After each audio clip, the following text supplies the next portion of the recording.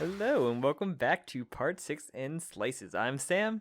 And I'm Jim. And welcome back to our Part 6 anime recap discussion podcast. We are on this is the last part for Batch 2, episodes 22, 23, and 24. Which felt so much faster than the last little batch that we just talked about. The reason why we were excited for Jailhouse Lock, because it goes that old formula we like to see a lot, that we wanted to see more of in this part. It's just a really clever stand encounter. It does hit levels of absolute absurdity that I think are kind of silly. And you can't think about it too long, otherwise it doesn't make sense. Jim's like, I see Memento a bunch of times. I can tell you what. I have seen Memento at least twice. I really like, as a high schooler, Memento is one of those movies that was like, oh, this fucking rules. It's so Nolan's the genius. It's like black and white, and it's told backwards. Just wait until I see the Joker. Wait, is Memento in black and white? I'm pretty sure the flashback. There's like the flash. Oh yes, because it goes from like modern, like modern time, and then to like flashback. I was thinking of Nolan's second movie, Following, which was I've never seen that one. That was all black and white. I don't think I've ever seen that. It's Nolan not movie. really worth watching. I can take your word for it. Yeah. So we where we last left off is like the second half. Like basically we had like. It was a really weird way to cut up these episodes, and so this is kind of like the second half of like Foo Fighters for real dead. She had to come back I forgot all about this. She had to heal Jolene's eye and then die. Basically, which really makes me wonder what was wrong with Jolene's eye. Like, how thoroughly destroyed was it? It melted. It literally melted just to be white. Her irises melted out from Yo-Yo Ma's saliva. It's pretty easy for her to just put that all back together. Yes. So yeah, we do. So we do get that flashback of young Pucci and Dio in bed together. I'm like, man, Araki, like, I can't believe he actually was able to just like have them like in bed together like this. It's like so crazy to think that he was able to do this, despite like so many other things he probably couldn't actually do in his manga. Like let Lisa have a fight. Like it's so impressive that he's able to like have like you know if you know kind of thing.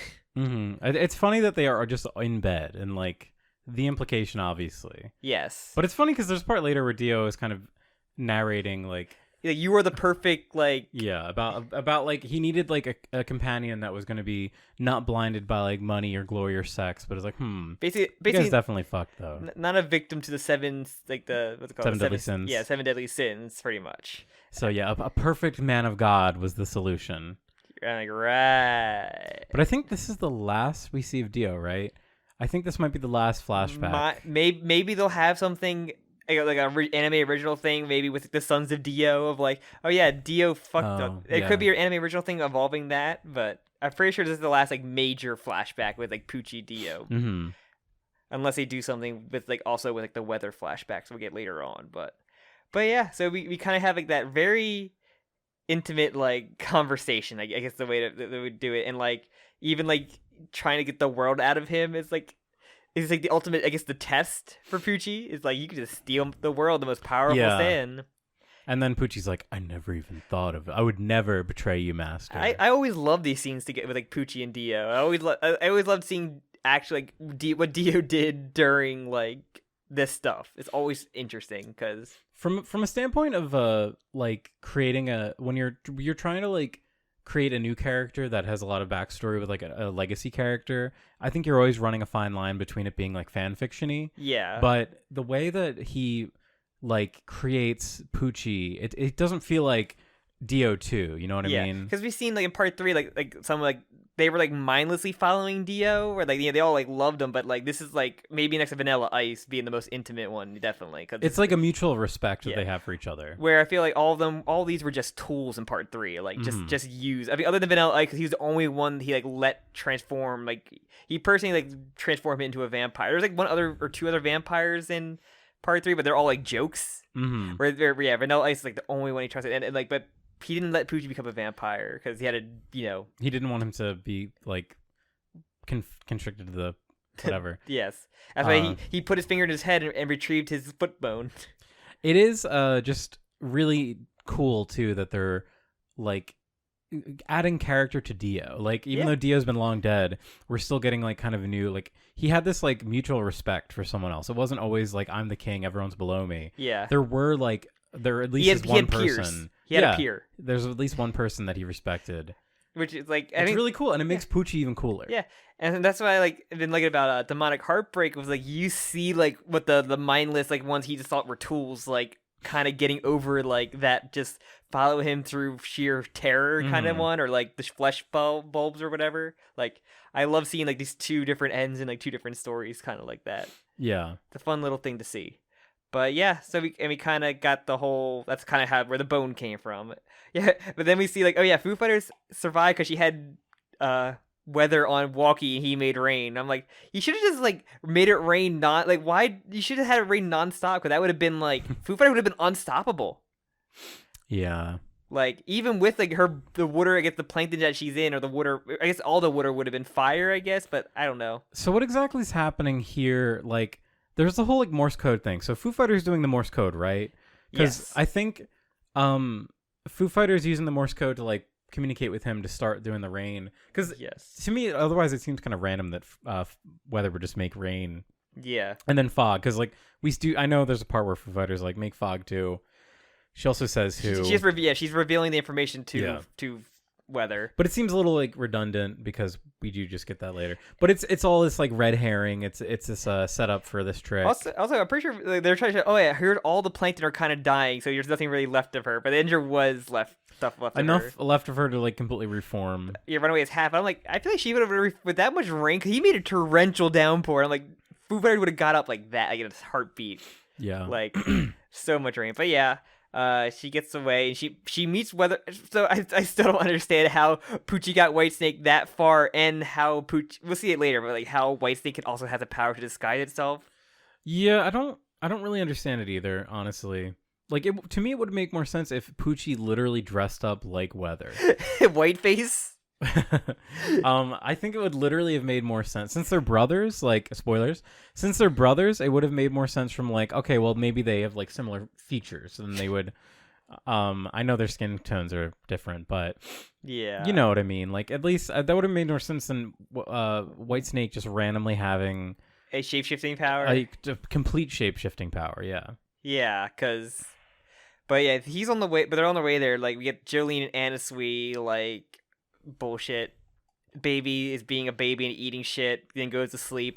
You shouldn't put this thing on the ground. Anasui's like, I will murder this child. Just give me the permission. Jolene's like, no.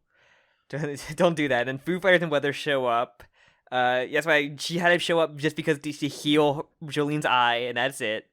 Because she hugs Weather. This is like, the romance of Weather and Jolene. Whoa, that's not. That was Whitesnake. Yeah. She hugged Whitesnake. She hugged Whitesnake. She hugged the stand. I just realized she hugged the stand. So not only, it wasn't just like a visual, it was literally like he became like fucking Weather. Yeah. It's down to the T. On all levels but physical. Yes. Including physical. And then like literally a Kate like one-shots what's it called? Anasui. She donuts Anasui and... just one shots Foo Fighter and Jolene almost. Yeah. Well, no, you're so fast. You were just able to block it just barely. Like, yeah. Of course. Jolene is epic at her abilities. In typical JoJo fashion of you're just able to draw your stand very fast and block the shot. Mm-hmm. And yeah, and then what's it called? Also, just like more Anasui being jealous and trying to gaslight Foo Fighters into like. Helping him. Yeah, it's annoying. I don't like it. Standard gag. And yeah, but also Anasui calls her Plankton because this is now a hatred they have toward each other, just not viewing her as a human. Yeah, they had to set it up so that the epic moment at the end of him finally it's like a speed run of Polnareff and Iggy's relationship. Yeah, it kind of is actually. I guess it's kind of the mirror of that, but they're not nearly as like that at all. Yeah, I don't have the same affection for either of these. Because they had a whole like second half of a giant arc to get through that. Yeah, and interaction. And this has like minutes. They had one moment during the Dragon's Dream and like a little bit like the prologue for Yo-Yo Ma to have that. But yeah, so we had Whitesnake reveals himself. They all find out their identity that Pucci is the stand user. They all get like critically wounded. Jolene tries to sew everybody back up because I think she tied herself to Pucci during this. So yeah, she creates handcuffs. Yes. It's actually pretty cool. It really makes you think about what her powers can actually do. But I think it's kind of cool. I think Jolene shows like the most shonen style progression of power that like any other JoJo shows, because like every other JoJo will just have like big brain moment, or at worst a Starfinger moment. We have arm handcuff that she uses her arm to make a handcuff. But then even like later in this batch, or this 3 episodes, we see her like completely unravel her body and like cling to the back of one of the guards. It just shows that Jolene is like really mastering her stand, and it's cool. Also, like we said, with going back, is like her using her stand as like the unravel thing, other than just like using as a pull and punch kind of stand, like using the creativeness of her stand again.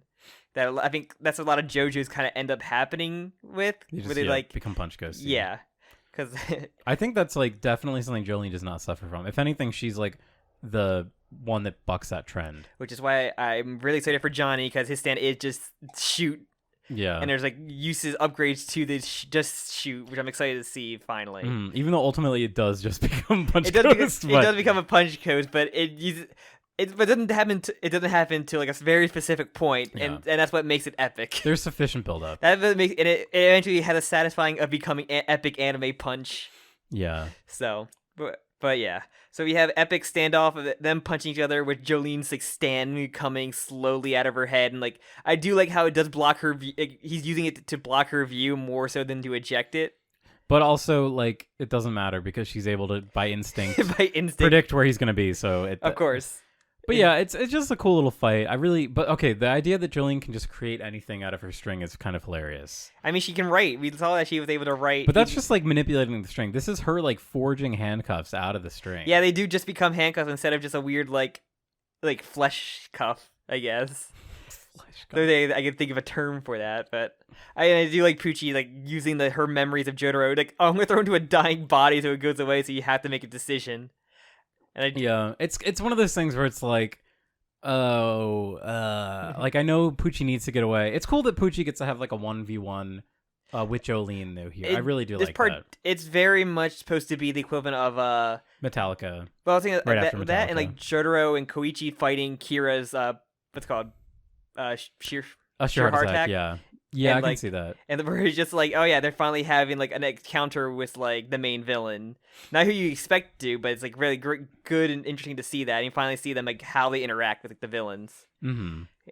But yeah, Pucci. The fact that Pucci showed up is very funny too. I feel like he can still keep his distance. I feel like still even his identity shown, because having himself show up is like a giant like you shouldn't do that. I mean, you know you can fight from far away with your stand. Or at least like hide in the tall CGI grass that's around you, which looks ugly as fuck. It does look pretty ugly. Where Jim has like the one wall texture, this is like what's bothering me and like super ugly. I'm like, I know a Street Fighter 2 stage that looks fucking way better than, or Street Fighter like 3 stage, or I think it's Alpha stage. It looks. I was gonna say Street Fighter 3. It's not fair. I believe it's the Alpha stage that is just like a lightning in like a field with all grass. I'm pretty sure it's like the Akuma stage. But. Yeah, well, speaking of that texture, we see a fuck ton of it in the next we'll get fight. there. But yeah, it's it's cool that they get this moment, but then yeah, he has the trump card, which he does this.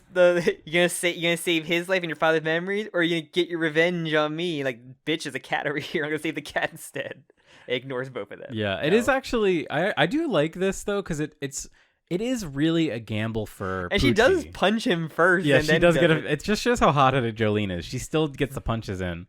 But it's clever because it's an L for Pucci, but it's ultimately like a W for Pucci. You know what I mean? It's like a really good sacrifice because he's giving them Jotaro back. He gives them Jotaro back with this. He already memorized the entire memory of everything in that book. Yeah, but he's also like empowering them to have Jotaro, you know? Imagine if Jotaro like speed read it and they skipped a couple words and then just like, oh fuck. But yeah, and he goes to the baby and recites the secret password. And the baby's curious. I mean, so we get, I think in the end of this episode, we get like the Dio monologue, which kind of implies that he is the green baby.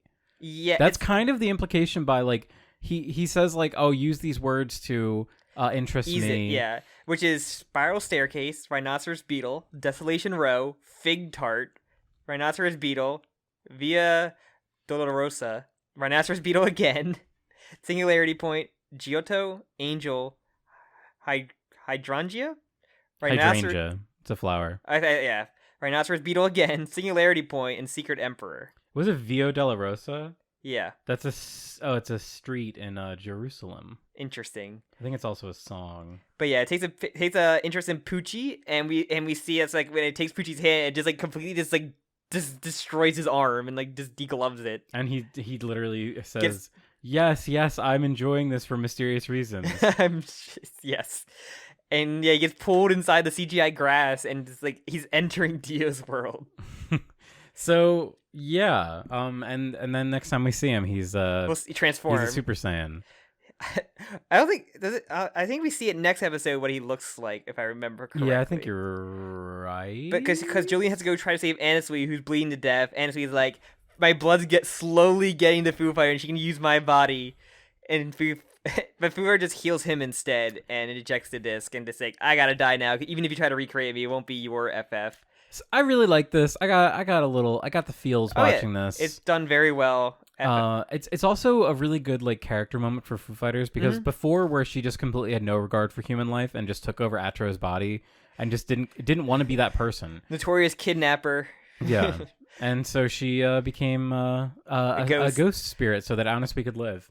So Atrio was her in the end. Though. Yeah. It's true. Her identity is somebody else's identity still. Yeah. And doesn't want to take the identity of a known serial killer / creep. And sweet. It would be funny if they both appear in heaven together, and she's like, "Okay, why do you look exactly like me?" What the fuck is this? But it is also interesting because Foo Fighters did take control of Anasui. The implication is that she did take control of him to heal him up, and then died. Yes. So I think that's kind of interesting. She just had enough plankton to seal up the wounds on the inside. Yeah. Also, wish that Anasui had died here so that Foo Fighters could live. But I'll take what I take. So Weather was just never in the grass, I guess, the entire time. Nope, he was still searching. He's still in the jail. Sure. A prison, I guess. Yeah, her ghost. She had an extensive conversation with. It's a very ghost. long discussion. Yeah, and Weather's still on the radio. It's like, where are you? It's nice though. I like this little send off for Foo Fighters. Yeah, as I said, this is probably one of the most well done things of the whole maximum security arc. Yeah. So it's a really good place to end it off, I think. Yes, and now they lost their healer now. True. It won't be an issue. No. I'm sure no one will. Jolene has like light healing abilities. Yeah, she has stitches. Just stitching. And so yeah, they apparently cut out a scene of Dio talking to Pucci about seeing a Michael Jackson concert on TV. That's very funny. Just a fun little fact that they cut out there. There's a lot of little snippets they cut out. I think part 6 might have some of the most saddened ones. I know a lot of people have been disappointed by the things that have been excluded. Yeah, I mean, yeah, it's a couple things you think you said you noticed as well, like the match incident. Oh yeah, it was that's pretty minor. But we're gonna talk about the Sixth Sense one, and that's the sad one. Sad, just a generic movie. Yeah. But it kind of ruins a joke too. I kind of wish they would just use like an anime that Studio David Productions did. Like, would have been very funny. They could have done the same joke, but like not. They could have been like, oh, that guy's actually the killer. Like they didn't need to do the Sixth Sense. Yeah. Immediately, or even like, oh my god, he talks to dead people. You don't need. You can just say that reference or something, and just people would understand it. You don't have to like title drop it, or I guess maybe even referencing like a scene from that movie can just be. Did she even title? I think she literally does just say what you said. Like she just says like, oh, he was a ghost the whole time. No. She just says she just watched a random movie and just rewind like, oh, why is he going here? Who is he? But we'll talk more. No, I meant in the original. The original, yeah. She just says, oh, I know this movie. This guy ends up being a dead the entire time or something like that. But. I think he might have an outline of the TV of a vague Bruce Willis. I could have swore there's a picture of her like standing like pointing to the TV or something like that. It's very like meme worthy. But I swear it'd be a first thing you'd look up if you look up a picture of it, which I'm sure you're doing right now. Hey, I know this movie. I saw it 1,000 times when I was a kid. Bruce Willis is actually dead.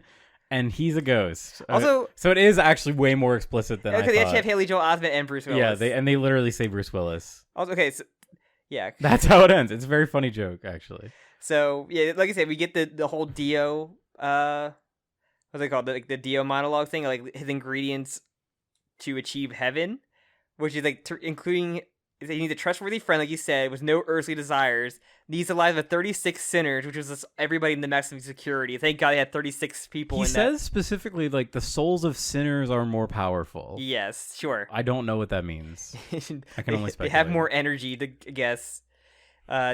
Dio also had the passcode that he engraved onto his stand not to forget them in any circumstances. I guess onto the world, or was it onto the implication is that it was the world because Dio was talking. He said onto my stand. But I was like, that could be the words that are on. No, the White words Snake, that are on it's like DNA code. That's what's on Whitesnake. Okay. It's okay. What is it? ACTG. Yeah, so I guess Dio did that, or maybe it's supposed to be from the bone, I guess. Maybe. But you give the person something new that would recognize the friend, and then the Pacific location, which is north latitude 28 degrees 24, west longitude 80 degrees 36. And yeah, and wait for the new moon, and that's when heaven would come. Very specific. I don't know how Dio still figured any of this out. It's really stupid. I'm just have to say, like, JoJo's dumb. This is like pinnacle of dumb. Like the fact that there's like a specific formula for this. For the world in general. Like there's nothing involving like the vampire stuff, I guess, either, right? No, this has nothing to do with. This is all like stand bullshit. Nothing to do with like. It's how quote unquote how to achieve heaven. Like, this would be like a thing that would maybe it's something that has to do with the Pillar Men, because that was the way they cheat. They cheat. Pillar what now? Who? This is not. This despite Dio's whole existence being predicated on that. Yeah. Yeah. It's just. I guess the whole point is to power up your stand so hard that it even further beyond the arrow achieving Requiem. Yeah. Which is weird. Potentially. I don't know. I guess you could. The Requiem is probably like a dark inverse of this. At least that makes more sense because it's like, oh well, it's like the stand arrow. The thing that causes stands to develop can have a way to like achieve it if you do it again, essentially. Like, how does Dio know about like the souls of sinners being more powerful? He traveled around the world, Jim, and he got the information from every book around the world. I don't know if anyone's ever interviewed Araki about this. I'm curious if there is like something that he took inspiration from for this particular like plan of Dio, because it's pretty elaborate. Yeah. And it's very specific. It's weird that like Dio is so cocky in the end of part 3 that he wasn't gonna lose, but I'm like, and it felt like, okay, this is just a plan that he had to go when he knew he was going to die by Jotaro or something, like, because he needed a friend to do this all with his bow. Yeah, I don't know how the timeline works exactly, but I guess you could assume that Dio just thought he was gonna win. Yeah, like it was just nothing. Like that was him tying up a loose end. It's like a backup plan in case he died, but he was so cocky that I would not assume he would have a backup plan because it's Dio. Dio never imagines him to lose. That's why it's like always his fucking hubris that gets him. Yeah. Which is what gets him beat up in that fight a lot too. Is his hubris. Mm-hmm. Like I don't know. Good old Dio, missed the guy. Yeah, we do. But let's say every time we see a Dio in the future, it's always great to see. We love a Dio. But yeah, so we get, that's what we said, he evolved Pucci with his fucking hair all over his face and very bushy eyebrows and eyelashes. His eyelashes have merged with his facial hair. His hair grows to and his outfit evolves to have ponytail holes. I find that really funny. I kind of dislike that. I think that's really stupid. This is very, and he gets the birthmark now. Yes. So everyone just starts getting birthmarks now. So right now we got Jolene, Baby, and technically we haven't seen the weather one yet, but that's true. But weather also would have it now, and all the Sons of Dio have it. Yes, Jotaro has one. Wait, do the Sons of Dio actually have it? I believe so. Yes, they should. I believe they all do, if I remember correctly. That's how they signal it's a son of Dio, by showing a birthmark on these fucking goblin ugly motherfuckers and their terrible fashion sense. It's crazy that all of them could have been JoJo's. They all could have been. We could have had an arc of Giorno just beating up his stupid brothers that are horrible fucking. If only. But yeah, and yeah, he's leaving the prison finally. But yeah, this is when we kind of get, because like Jolene gets visited. She's like in a cell and she gets visited by Mew Mew. Yeah, which it's funny because they say they call it MEW in this. I think it's MUI. Yeah, or MIU. Yeah, MIU. But yeah, they call it Mew Mew in the at least the subtitles on Netflix for some reason. Because why not? I'm trying to see if is like Mew Mew supposed to be a reference to something, like namesake. It's called Oh, Mew Mew is a Prada, the subsidiary brand of Prada. Oh. Okay. Yeah, and she has Jailhouse Lock, which I love the stand. I love how it activates because it can. It's like a what's we just like right before we stop for part 3. It's what's his name, the stand Alessi stand, the shadow. I think it's Set. I believe it's Set. Alessi? Okay, yeah, I'm not the shadow stand that like, when you touch the shadow, you de-age. Yeah, where this is like if you touch like the it's not really a shadow, but it's like you touch the stand, like the stand in the shadow. It's like it basically activates the stand, and you only remember 3 things. And I kind of love how upfront she is about it, because like, you won't remember it. It's really fun in a way that we've like never really seen a JoJo fight before. Even like the Alessia one, which is you could kind of compare it where it's like a weird non-fight fight. Yes, that one still has like a totally different angle that Polnareff is trying to deal with. And that whole thing is like, oh yeah, since if you got your stand later, you can't use your stand in it, or like your stand's also just a child. I love that. It's another aspect to stands as well, where like the stand ages with you in a way for most things anyway. Even like the baby stand having like a pretty well grown. It didn't look like a baby, but yeah, I have to say the internal consistency of Jailhouse Lock does start to kind of break. Yeah, near the end, because I mean, not to be like I hate doing this because it's a manga, it's fantasy manga, but like the idea of like what is like a new idea, because like every time you enter a room, you're subconsciously like noticing a lot of things, but your brain will like filter out a lot of the unnecessary, because when you've already entered that room before, you know what to expect. The general you only absorb 3 things of information, and I feel like even like because Jolene goes through like sees a lot of different people through just getting lunch, like her brain should be like frying for how like quickly it's going. Yeah, like for real. But like there's a lot of things that would technically, but I kind of understand the rules. The part that gets kind of weird is the whole like vanishing people. The second half, yeah, when it actually involves people, but like it could work when it's the idea that like Mew Mew 6 guards to Jolene, and Jolene forgets about Mew Mew because Mew Mew like steps away from her, so that makes sense. But to have someone like vanish in front of her, because like I don't think that really makes too much sense. Because they see a group of guards, and like she remembers 3. And you don't say, "Oh, I see 1 group of guards," or I see 3 different guards. Like it's 3 separate things of information. But yeah, and there's also a hilarious part to it. But but we do get a return of one of probably the best girl of part 6. It's Gwess comes back, we do see Gwess. I do love her outfit so much, and but I was like, man, it should have been like what Josuke did in part 4 with Highway Star, where you have a kind of like your villain of the week come back to help out. And like, man, Gwess should have been her character to help like guide Jolene to beating her Mew Mew. It would have been great, and not something she would have expected. She just kind of sticks around. She just kind of stands there. Yeah, she just kind of like annoyed by her question, where like obviously she's going through thing, and like she becomes devoted to Jolene in the beginning. This would have been a great prime, like helping her out. Yeah. A return, like helping Jolene out. It would have been great. It's kind of funny, how she doesn't like say anything to her. Because Araki knows that the Gwess test would have ascended and like made Jolene like easily get past this. She's too strong. But yeah, she like she can't. She just can't. She knows that if she says things to Jolene, she'll forget something else. So she intentionally doesn't say anything to her, which I think is kind of does show she does like care a little bit. She gets to like shadow over her or something, just like follow her around and make sure like.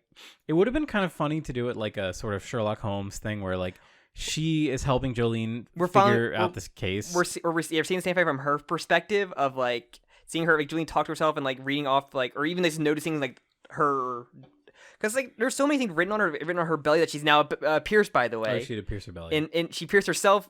Okay, piercing yourself is one thing. Where the fuck did she get the piercing to go into her belly button while in like do not think security? About it. She just took one of her like weird belt shackle, or her made it herself. Her like, what's it called? She has those little like metal bolts things on her pant legs. She probably just took one of those off and carved it. Maybe. But yeah, it would have been great to see. It'd be really fun to see from her perspective, and like her noticing like the weird stomach ones, or like. I think that like the more interesting way to do this arc is from Jolene's perspective, because the way that it can like jump around, it's very like you're disoriented with Jolene, and that's why I think the arc works really well until it starts to get a little crazy. I think it's still fun to do it both ways, but I think it still would have been fun to see like maybe a little bit from like beginning of it through Gwes's perspective, because like, it kind of cuts to 2 days that she's been doing this, and like it would have been really fun to see like maybe a day of Gwes noticing the weird shit happening, and then like cut the Jolene's perspective like on like. No, it's got to be Jolene first. You ruin. I think you ruin the surprise of it if you don't have Jolene first. It ruins like the flow of it. I don't know. It would have been increasingly higher quality with the inclusion of more Gwes. But I do like what's it called? Mew Mew like sabotaging it, like pretending to be a prisoner and like basically like spilling, doing the step of 3 and then like wiping off most of her mementos. Yeah, it's clever, and her goal too is really interesting. It's not to kill, because that's normally what stand battles are about. And she probably it's literally to like just sustain her and keep her confused. Because they find out she's the lead guard, and this is like her job is to keep stand users in the prison. And it makes sense because like how many stand users have we seen in the prison? Like there has to be someone like Gwes, not Gwes, yes. like Mew Mew that would be doing this. But it even would have been a nice touch, because Gwes had the shrinking power, would have been prime for people to escape, and maybe at one point like early, because Mew Mew like kept Gwes in there from getting out via maybe because remember she tried to use Jolene to escape at one point. And maybe because of that, she like taught Gwes a lesson at some point when she was off screen when they were fighting. That could have happened. But that would have been a throwaway line that could have been like, okay, that's actually like why Gwes is probably not going to help with this. Which also we do learn that it can affect more than one target. Yes, because the whole arc Emporio is also being affected. He's also electrocuting himself constantly. Continue for 2 days. And I'm like, man, I feel like because like most people, they step in electric water, they're stuck in place. You are like everything tightens up, and you do not get jump off of it or have a chance to really react off of that. Yeah, Jolene's able to kind of do the same thing too, But no, we said this plenty of times before, like, especially in the first batch, where this is the stand stuff we like. These kind of like in the prison is a setting. It's important to the setting. It's important to the stand and the setting, and it's a lot of fun because of that. They use the guards that are a constant threat all the time, like the whole meal ticket thing is like an aspect of it too that creates like additional confusion. Yep, it's really clever, and I think it does start to get like a little silly when. So the one thing that I think is really funny is the idea that Gwes brings up this idea. Okay, if I shoot 4 things at Jolene, one of them will be invisible to her. Yeah, she only registered 3. There's like 3 shots, and then her brain goes to like buffer. And then it continued. But so Jolene's able to avoid getting shot at by 1,000,000 bullets because she looks at a reflection. And I think her words were, a reflection represents one image or one idea. Yeah, that's when we get to the actual like Emporio's room. Yeah. It's very funny. But no, there also we get a quick peek at Hermes, learns about FF, and then we do see Hermes is vowing for revenge. Hermes does pour one out for the homies. He does pour one out for the 40 out. It is very funny that she pours a glass of water out for FF. It's very appropriate. Yeah. And also important how the computer has Mew Mew's portrait. Like, I need to print it out. What do I need to print out? I don't know what I need to print out. I'm gonna shock myself.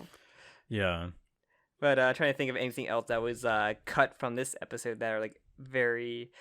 It's just so funny that Jotaro's like memory disk, it's just like has all of Dio's like journal in there because he glanced at it, he got curious. It really makes you think about all of the insane detailed memory that we just can't access. So that apparently we have available to us. Emporio informing Hermes about Pucci's identity and the toast is original. The toast? Her pouring one out. Okay. The toast to her. That's added. Interesting. Yeah, I was gonna say. I kind of like that. I don't really remember. Like, I guess she just shows up and just like doesn't get informed about FF. I'm assuming that's like a glaring thing that's great to clear up.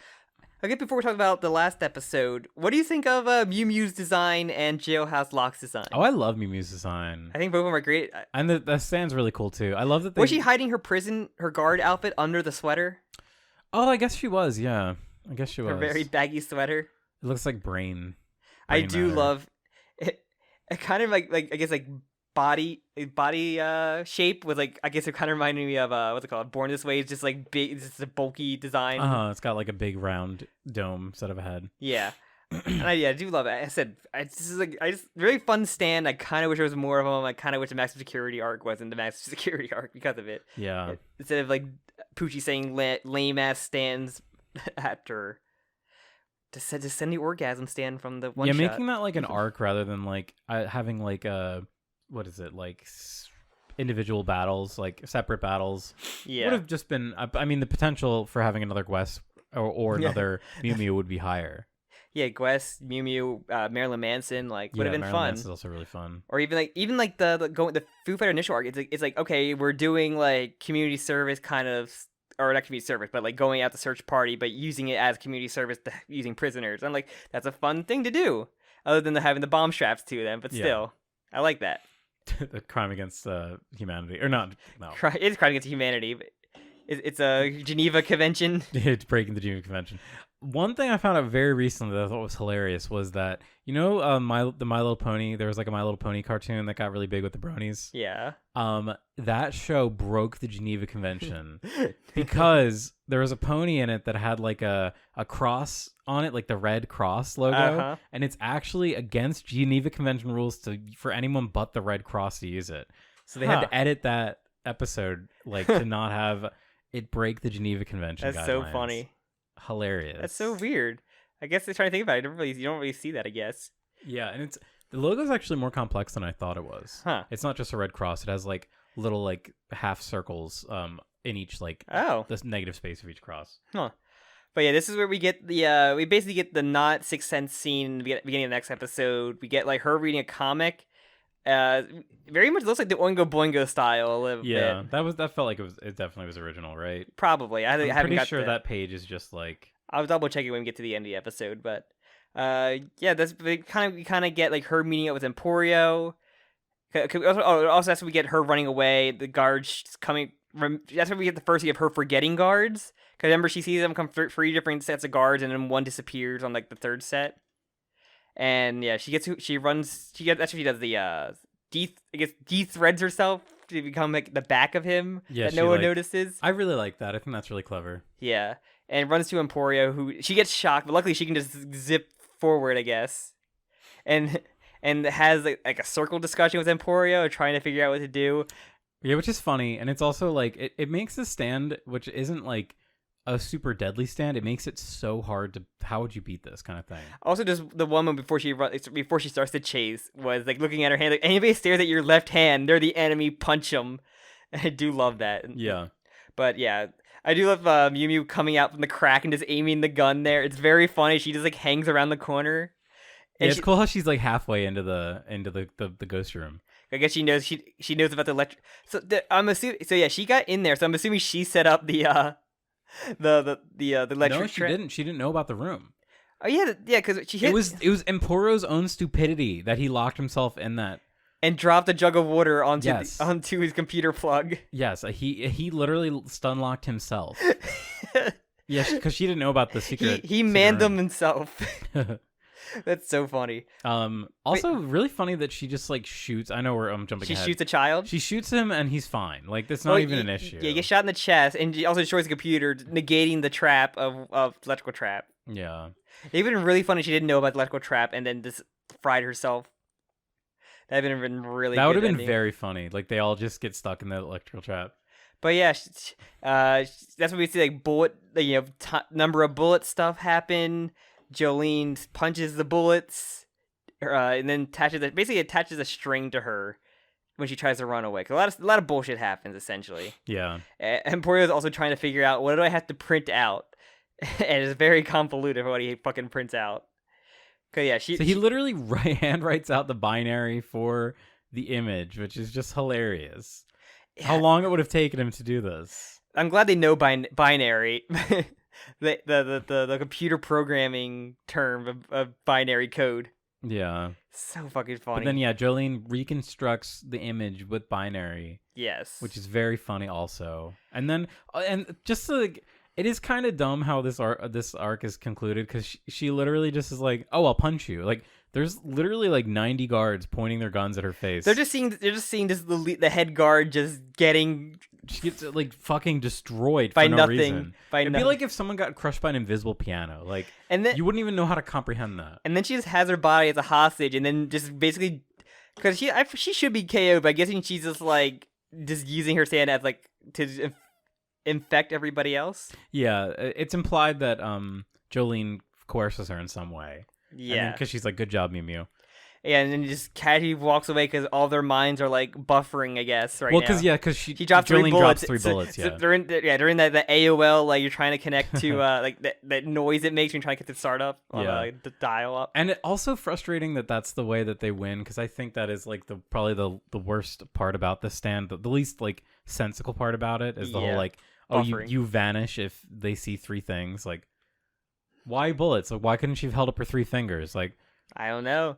3 knocks or something? I don't know. Yeah, literally, like, any idea. Anything could be an idea. Go back to her, like, 3 middle fingers or fuck yous of just doing different those and, like, teaching them 3 different things. Yeah, literally. Like, I don't know. You just can't think about it. Don't think about it too long. And they get Hermes and tags along to their escape. And then that's it, right? They escape. Pucci's heading... They gotta go to the Kennedy Space Center to stop before the new moon. And yeah, we see Pucci at the supermarket where he sees a lady with a carton of eggs. And he drops it. He catches them. And, she thanks him. And then, I guess she touches her watch, which accelerates. You see accelerate, which is, ooh, what does that mean? That is his power. But also her nails grow as well. And then when he walks away, she screams. And we see, like, the eggs hatching the chicks, which they do not sell fertilized eggs. Yeah. It would have been. I'm thinking of in part 8. That's a lawsuit waiting to happen. Is it in part 8 where? No, wait, that doesn't make sense.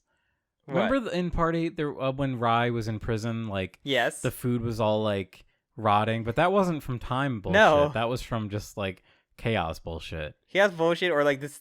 They should have had her drop something that wasn't fertilized eggs, and it would have been like, oh wow, this milk is like totally. Like moldy, or so. It should have been like, oh, this fresh fruit that I brought is all moldy. Like, yeah, it could be like that, or like I know the creepy chick image is creepy and scary because it's from like the It movie, or the It TV movie, but because the bread could have been moldy.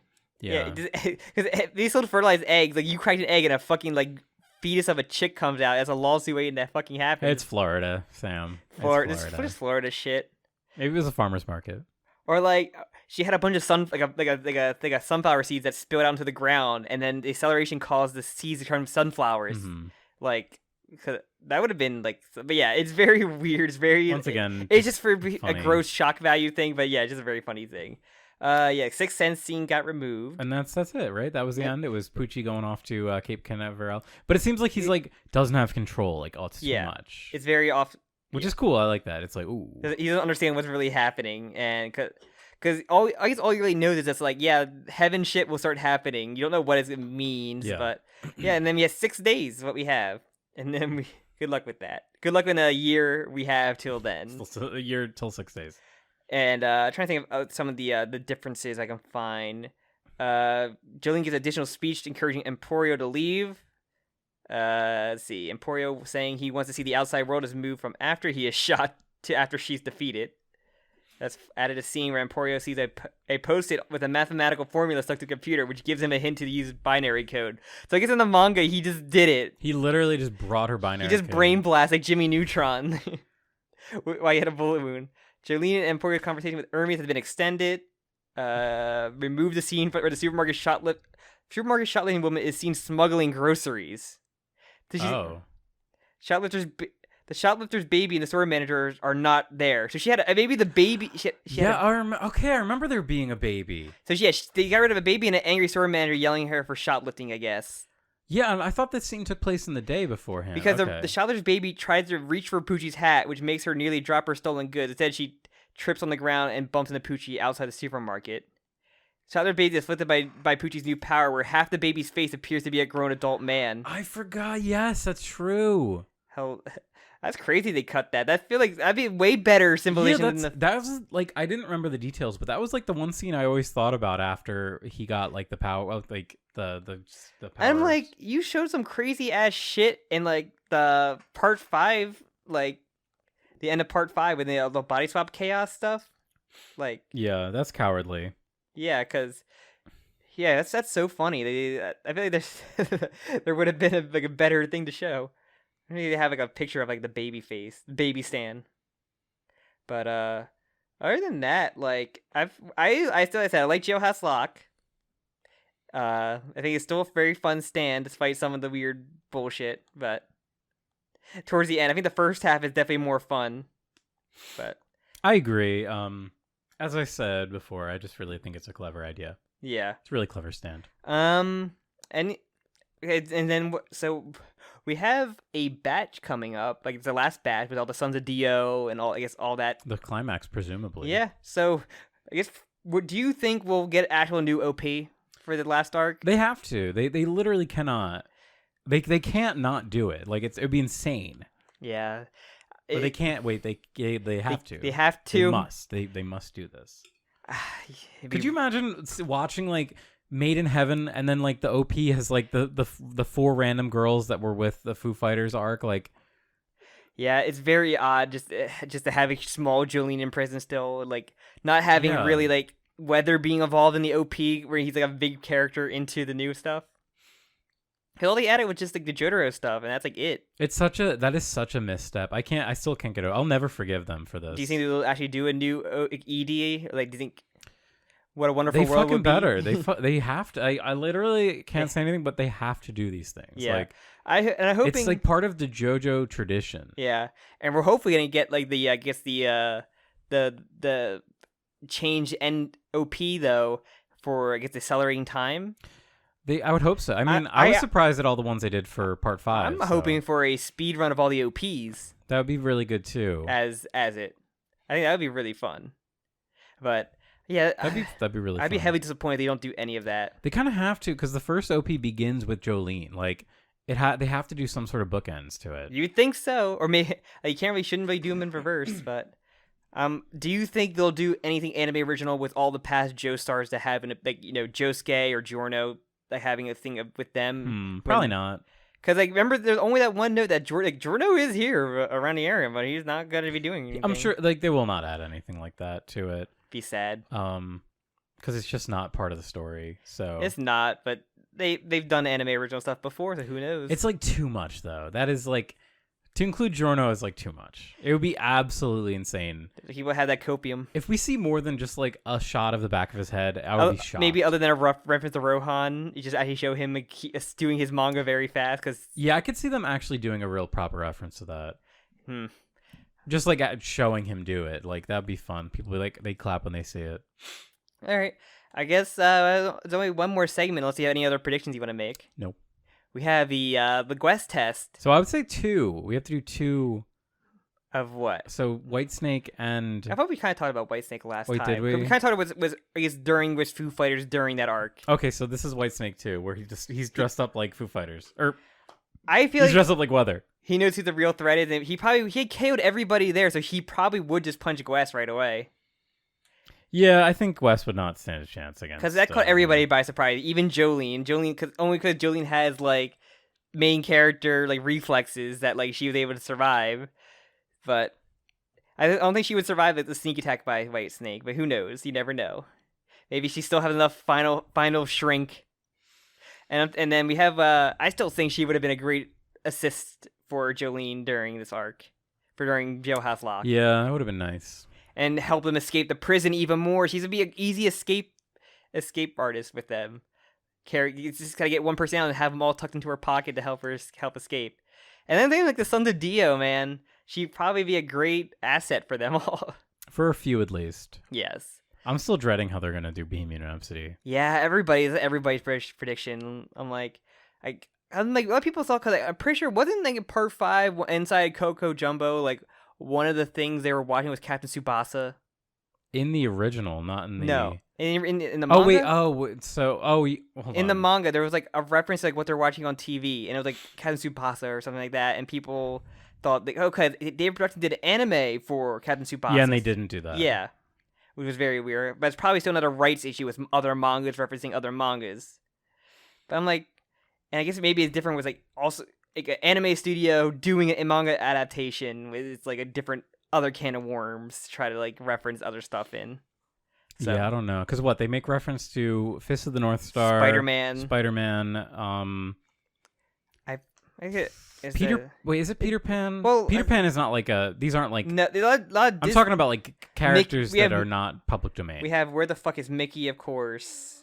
Funny joke. Let me see. Because there's no way they get any Disney stuff, obviously, and Marvel. Well, there is like there is that speculation that it will be Bugs Bunny. Oh, they could do Warner Brothers because they did. All right, they changed the joke in the first batch that was Mickey Mouse to Bugs. List of characters summoned by Bohemian Rhapsody: stick figure from Pedestrian Crossing sign, Kenshiro and Ralph from Visit of North Star, Spider-Man, Pinocchio, Snow White and the Seven Dwarfs, Mazinger Z, Astro Boy. I don't even know what Tetsujin 28 is, aka Gigantor, Giant Robo, Little Red Riding Hood, Big Bad Wolf, Vincent Van Gogh. I guess can they show Van Gogh? Yeah, I mean, he's not like... They showed the Mona Lisa in this last episode. Oh my god, imagine Mona Lisa coming alive. Mother Goat and her 7 kids, The Birth of Venus, Peter Pan and Tinkerbell, 3 Little Pigs, Prince Charming, Mickey Mouse, E.T., Snoopy, the MGM Studio logo. So, like... I don't remember, like, half of those. So just pick multiverses, like LeBron James will come alive. He's already alive. Him from Space Jam 2: A New Legacy. But because Warner Brothers does own or does whatever distributes JoJo, there was speculation that they might do a Bugs like joke instead of where the fuck is Bugs? I really hate the idea of seeing Bugs rendered in the JoJo art style. It would really be displeasing. I mean, I've seen like the DC comic of Elmer Fudd, of like weirdly realistic Elmer Fudd, and it's fucking ridiculous. I love Fudd. But yeah, it's probably the most interesting one. Like to think of like how the fuck they gonna do this thing. That's what everybody's like more interested about than anything about Part 6 is that. And like, is he the first son of Dio we go through? Is it him, then Underground, then the Rods? I don't know. I forget. Is that the? I think that's the order. Cause I think you're right. Cause I think that leads into Heavy Weather. Yes. And then Heavy Weather leads into going underground. Cause everybody kind of gets split up at a point. It has to do with their own bullshit. But whatever. We did the quest test. Is everything? Anything else? Any final thoughts of this batch? By the way, it was fine. I still have my point of the Master Security arc still not that good. Yeah, what's the highest high and the lowest low of this arc? Probably the Jailhouse Lock. Yeah. Was it the first episode? That and Planet Waves were probably the best animated stuff. Yeah. And I still think Dragon's Dream is Yo-Yo Ma was boring. I think the Yo-Yo Ma or Dragon's Dream to Yo-Yo Ma might be like one of the lowest points. Yeah. For the series for me. Yeah. I definitely agree. I think Yo-Yo Ma was like at least dragged on. I could make fun of Dragon's Dream, but Yo-Yo Ma really just it wasn't very fun to watch. It was just kind of. I was watching a lot of fluff happen that didn't matter until like someone other off screen killed the user. It's just like, what if like a Scrimblow is like you're forced to hang out with a Scrimblow? Like if they cut between like what FF was doing and like what they were doing, like with Yo-Yo Ma, I think it would have been better with pacing, because you kind of see, okay, this is why it's not dying. This is what's happening to them slowly. So you kind of like, incorporate them both of like. That's like, you gotta get to the stand user, but we're getting fucked up, and like what's going on over there, and we see what Foo Fighters going. If you cut back and forth to that, even the baby stuff, I wasn't like super like. Yeah, I think that was also not handled the best. So, but like I said, I surprisingly like Planet Waves a lot. It was good, and that was okay. And Jailhouse Lock was good. It was great, but definitely, I think the weakest part of the Part 6 adaptation, definitely. Yeah. Other than. I hope the next part. Because at least like what's it called? Lang Wrangler was so like baffling. That was like fascinating. Like they actually like animated that. Maybe okay. I would go back and say from Lang to Yo-Yo Ma, that might be the deepest dip. Yeah, I guess so. I'm dreading. What are you most excited to see? I guess we talk about being a Rhapsody. That the most. I guess we're most interested in. That the most excited to see animated. I want to see the snails. I can't wait to see heavy weather. Honestly, the CGI snail people and the flashback. I want to see them do the Oh yeah, the weather flashback. I think I'm in the same boat with you. That's like the most interested to see, and then how they actually do the finale. It's like, yeah, I guess the finale is probably what I really want to see the most. So, and then I'm not looking forward to see what the rods look like. I'm gonna get they're gonna be like CGI rods. I'm literally dreading that. But yeah, just going through this, like I feel pretty like secure in my viewpoint that part 6 is like a lower tier JoJo. Oh yeah, I'm never really too big on part 6. I think it has some very high highs and very low lows. That's always been my mindset for part 6. Yeah, but just, hey, like for me, breaking it down arc by arc, it suffers more so than like probably any other. Part 3 is probably the only other one that I think comes close to it. Yeah, but part 3 is treated like a shonen monster of the week. There's so many more arcs. Yeah, like because they're so much shorter. When we were reading through part 3, it was a lot easier and a lot smoother of a ride because they're just so much quicker to read. Yeah, and we're watching it, it's like harder. Whereas like the part 6 arcs are more complex because the stands have become more complex. Yeah, just even thinking about the what's his face, Dragon's Dream, the caked up guy from the first batch, like caked up guy. What's his name? John Gallier. Okay, yeah. That arc was like what 3 or 4 episodes. In the one, so involved. In the one episode, we said we're like it didn't matter because it was just a dream. Yeah. Yeah. But yeah, I agree. I said part 6 is still like on my like tier list of parts is on the lower end still. But hey, if you like it and if it does more for you, more to you because if you got something out of it more, good. I think people really connect to the characters more so. Like people's love for Jolene like transcends a lot of maybe potential issues. Yeah. Just the way that I'm looking at it, I guess I'm looking at it more like pure content. Yeah. Based like the percentage of content that I enjoy. This is such a bad way of like talking about something. Oh, yeah. I said if you got Jolene's your favorite character, you got more out of it. Good. I'm glad you got something out of it. I don't like Jolene that. I think she's probably one of my lesser favorite JoJo's, but still, if you got more out of it, good on you. Like, it's just my opinion, my shitty opinion. I think I really like Jolene. I've liked Jolene, I think, a bit more in this watch through. I think the vocal or the not vocals, the vocal performance is definitely adds to it. Yeah, I think. Especially like the some of the little part of like this middle has been good for her, but like I still like the romance stuff kind of like I don't know annoys me in this with Jolene. Yeah, it's not very the weird like interesting. It's like a weird one-sided love triangle. One-sided love. Because she has one arc with Weather Report, and then like literally like when the fake Weather comes up there, like embraces him. I'm like, you had like one arc with him. Yeah. And honestly, also like you just met. It's kind of like that joke. Have you seen that image of like the myth of consent? It's like, aren't you forgetting someone? And it's like the third party. That's like it's two people are in a relationship with consent, and one third person's like, I don't. That's what Anasui is. I picture like the Fire Emblem like triangle of like weaknesses, and it's just like that of just like, oh yeah, Jolene likes Weather, but Weather likes nobody. But and Anasui likes Jolene and hates Weather. Weather doesn't likes nothing but Weather.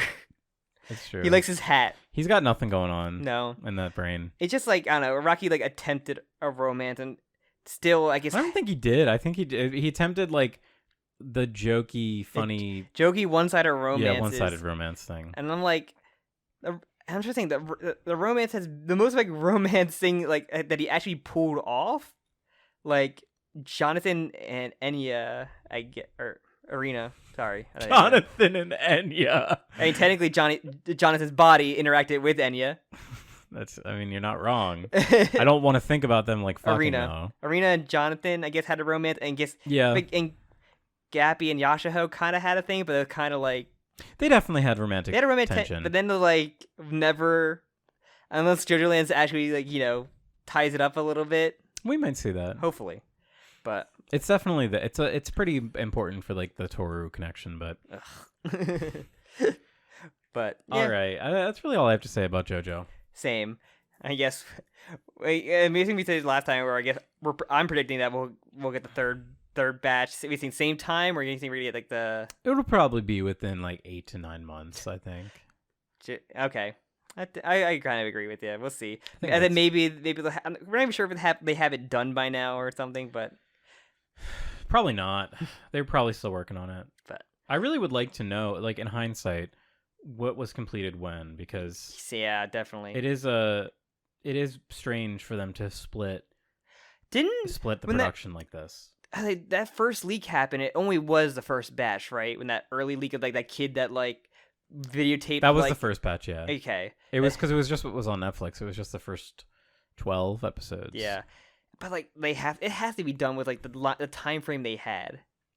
I don't think so. I think that like they may have split the production up into in different segments because of the Netflix release schedule. Fuck Netflix. Like, man. I don't think that like there's 12 finished episodes of JoJo sitting somewhere. Like, I think that they're probably like definitely being worked on. But... I hope so. But will we get the last batch before JoJo lands? God, I hope not. That's what scares me. I want JoJo Lands to come out tomorrow. I'm really praying for a December reveal. I don't know why. I just want anything. Just give me something. But any other words? Should we wrap it up? What am I plugging up? Something? Yeah, do it. I'm gonna plug up. I don't know. What could we plug? Plug up the holes in logic that come to us with the Jailhouse Lock art. Or the plan to achieve heaven. The weird plans that come out of nowhere. Yeah. Thank you so much for listening to this, I guess, season, this season of the second batch of Part 6 discussion. Yes, thank you. Definitely, if you haven't already, put your Quest test revolts in the comments or your opinions of the second batch. Definitely give it all the YouTube stuff. My brain is fucking melting for Part 6 discussion. I know. I'm so happy that we're through it, honestly. Yeah. You can also follow the podcast or Media Jam separately on Twitter. And you can join the Discord to discuss all the JoJo crap that's been going on. Yep. And with that, we will, I guess, see you in the next season, the last final batch of Part 6, Stone Ocean. All right. See you in a year-ish. Probably a year. All right. The last slice. Bye. Bye-bye. The final slice.